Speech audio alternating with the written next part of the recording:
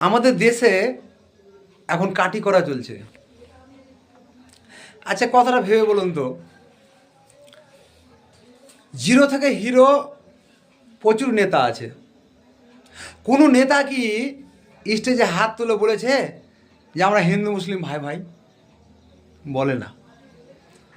যে অন্যায় করবে সে সাজা পাবে, তাতে হিন্দু হোক আর মুসলিমই হোক, তাতে আমার পার্টির লোক হোক আর যে পার্টির লোক হোক।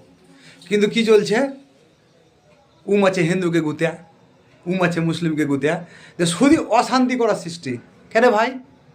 দেশের তোরা নেতা, ভালো ভালো লেগে এসছিস, ভালো কিছু বল।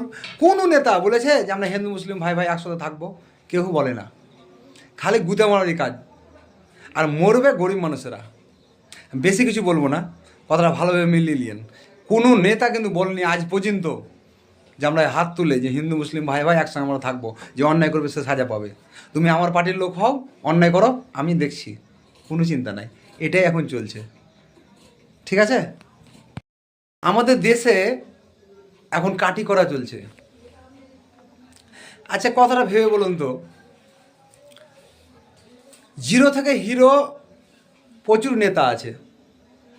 কোনো নেতা কি স্টেজে হাত তুলে বলেছে যে আমরা হিন্দু মুসলিম ভাই ভাই? ঠিক বলেছো।